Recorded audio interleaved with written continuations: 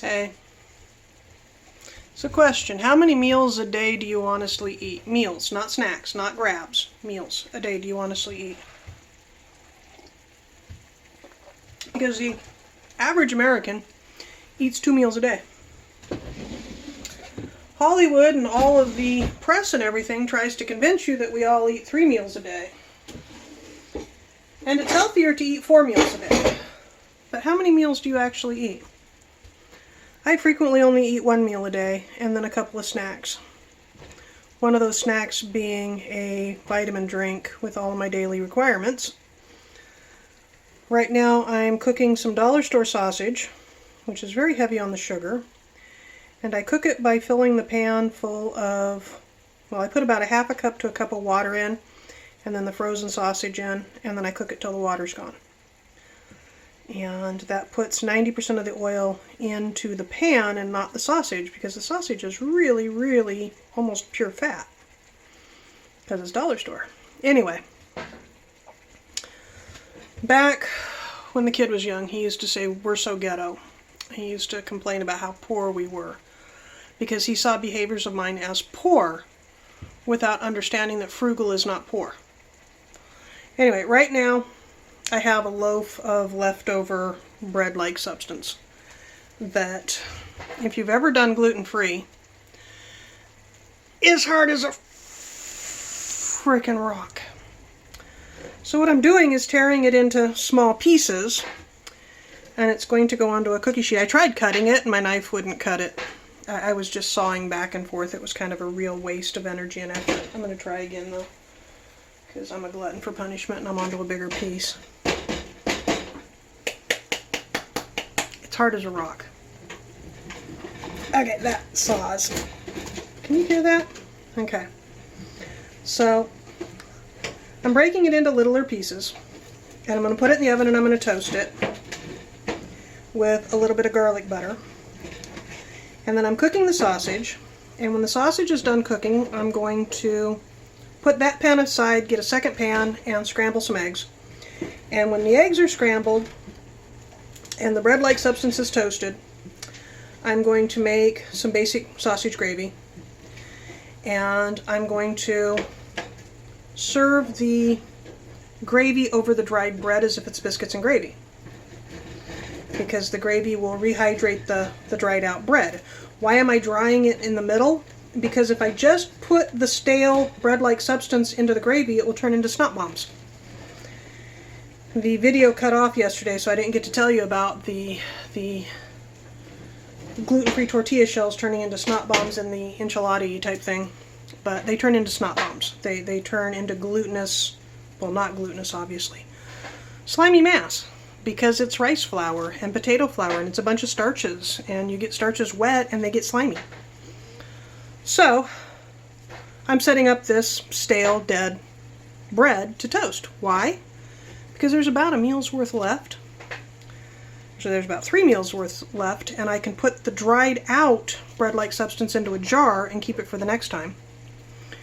And we can have a biscuits and gravy-like experience this time.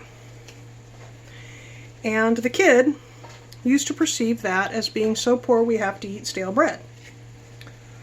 Back when it was real bread, back when I was baking regularly. I do miss baking. And he used to get butthurt at it. And we would try to explain, no honey, we're doing this because we'd rather spend the money on something else. Because spending the money on fresh bread and throwing half a loaf away is stupid. It's really, really stupid. And coming up with ways to use stale bread is brilliant, in my book. Anyway, that was my thought that I came on to talk about. I had something else, and I don't remember what it was. It's one of the hubby's days off, and he's in the other room fussing, because he does it. Did you hear that break?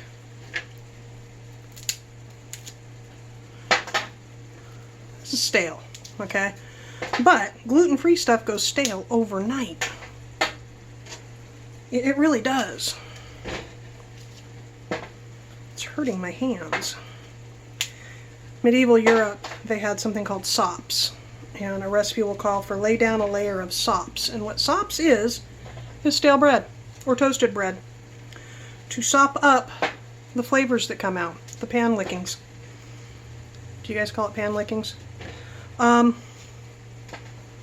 flavors that come out of food. Anyway, I'm tired. My head hurts. I need more coffee. Lots more coffee.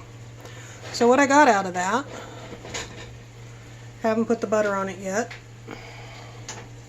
Might not put the butter on it yet because the gravy will have enough grease. And in fact, I'm not going to put the garlic butter on it. I'm just going to put it like this, and it's going to go into the oven for about 10 minutes until it's dried and started to toast. And what we don't use today will go into a jar, and I'll have a second meal's worth. I like this dollar store sausage. That's my oven telling me that I opened the door. It's a little late. I like this dollar store sausage. It's crappy sausage. Okay? Don't buy it if you're craving sausage. It's not a good Italian sausage to base a meal on. But what it is a good source of fat that isn't grease yet, that has good seasonings. It's got maple sugar seasonings in it. And if you read the label,